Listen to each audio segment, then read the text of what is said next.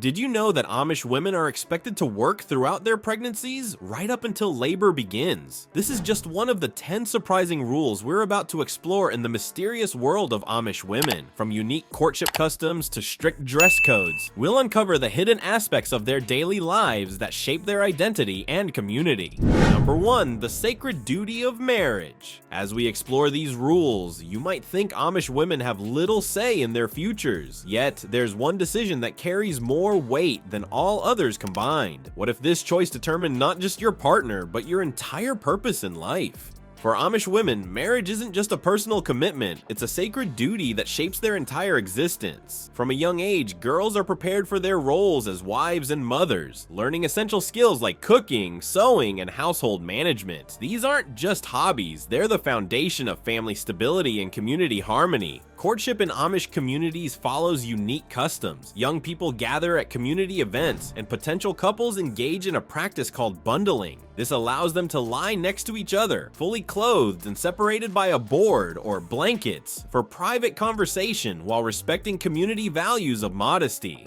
Once married, Amish women are expected to embody humility and service within their relationships. Divorce is almost non-existent, reflecting the deep commitment to the vow till death do us part. This isn't just a wedding promise, it's a guiding principle that emphasizes responsibility and loyalty over romantic notions of love.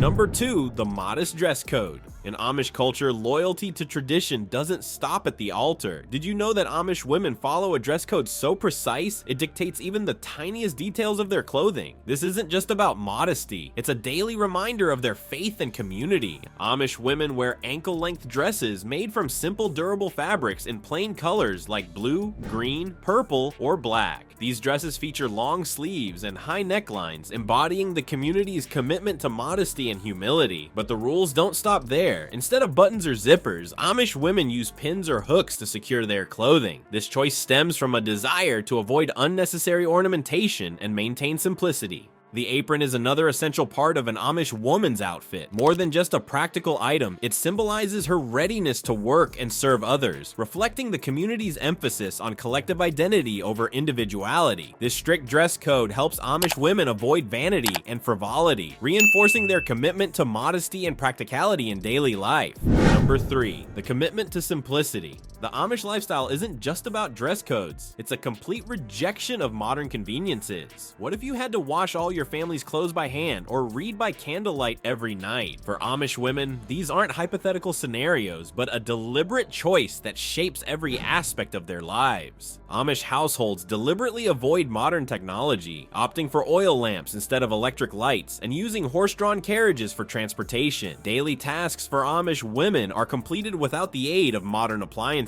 They cook on wood-burning stoves, wash clothes by hand, and rely on manual labor for most household chores. This commitment to simplicity isn't viewed as a deprivation, but as a conscious decision rooted in their faith and community values. As one Amish proverb states, for the Amish, avoiding modern conveniences is not just a lifestyle choice. It is a commitment to their faith and a way to live a life of simplicity and humility. Number 4. The education limitation. The Amish commitment to simplicity extends beyond daily chores to the very foundations of learning. Did you know that for Amish women, the 8th grade marks the end of formal education? This seemingly restrictive practice conceals a world of specialized knowledge that most modern societies have forgotten.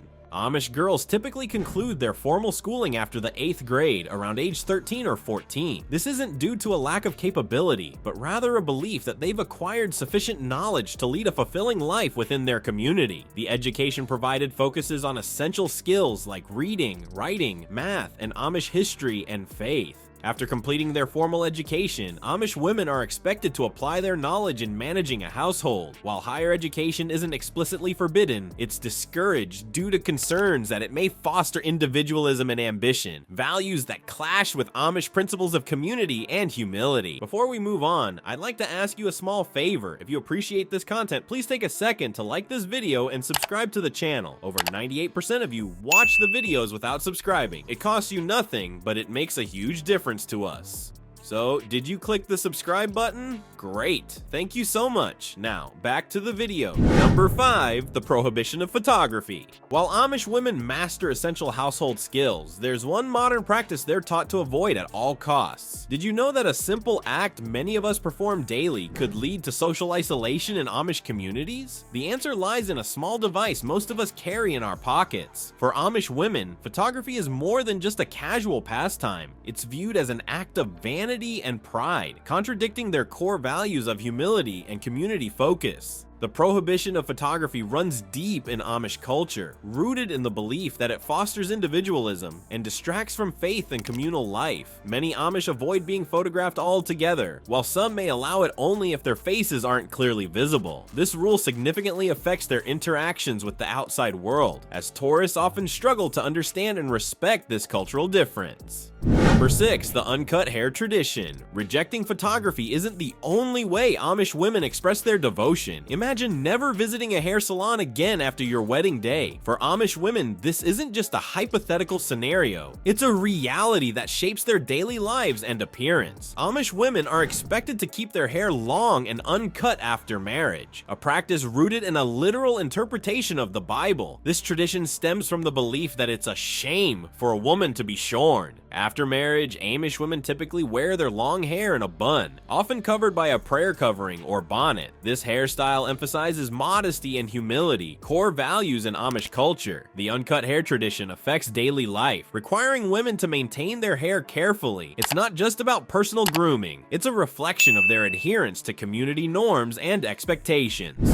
Number 7, the restrictions in church leadership. The Amish commitment to tradition extends far beyond hairstyles and into the very core of their religious practices. Imagine a world where your voice in spiritual matters is determined not by your devotion or knowledge, but by your gender. This is the reality for Amish women, whose roles in church leadership are strictly defined and surprisingly limited. In Amish communities, women are excluded from formal church leadership positions, which are reserved exclusively for men. This patriarchal structure reflects their interpretation of the Bible, where men are seen as the heads of families responsible for making important decisions.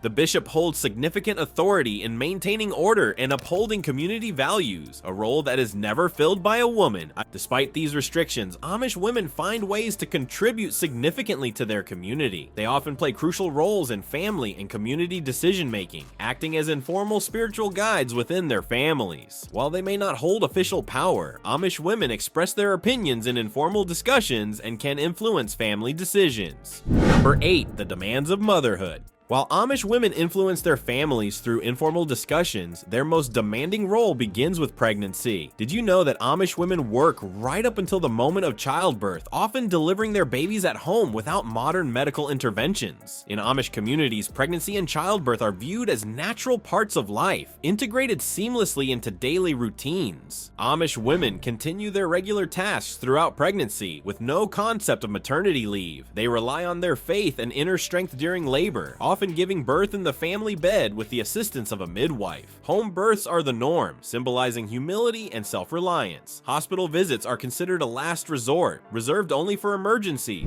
Number 9, the practice of rumspringa. While Amish women dedicate themselves to raising children in traditional ways, there comes a time when those very traditions are put to the test. Did you know that Amish teenagers are given a chance to experience the modern world before deciding their future? This practice, known as rumspringa, reveals a surprising aspect of Amish culture that you might not expect. Rumspringa, which means turning point in German, is a significant phase in the lives of Amish youth. During this time, teenagers are allowed to explore life outside their community, experiencing modern conveniences like technology, music, and a more liberal lifestyle. This period can last anywhere from a few weeks to several years, depending on the individual. For young Amish women, rumspringa offers a unique opportunity to compare their traditional upbringing with the outside world. They might try out modern fashions, use smartphones, or even drive cars, experiences that are typically forbidden in Amish communities. This exposure to different lifestyles helps them make an informed decision about their future. Number 10, the simplicity of children's toy. After the eye-opening experiences of Rumspringa, Amish youth who choose to return find themselves immersed once again in a world of carefully preserved traditions. One of the most intriguing customs begins in childhood, where even playtime serves a deeper purpose. What if I told you that Amish children's toys are designed to shape their worldview from the earliest age? In Amish communities, children play with simple, handcrafted toys that reflect their traditional lifestyle. You might see small, horse-drawn carriages or plastic vegetables, but there's something noticeably different about their dolls and figures. They lack facial features. This isn't an oversight or a cost-saving measure. It's a deliberate choice with profound meaning. The absence of faces on toys serves to teach children that appearance isn't important in God's eyes. It emphasizes that everyone, regardless of how they look, has inherent worth and deserves love and acceptance. This practice aligns with core Amish values of avoiding vanity and pride, while reinforcing the importance of spiritual and moral values over material possessions.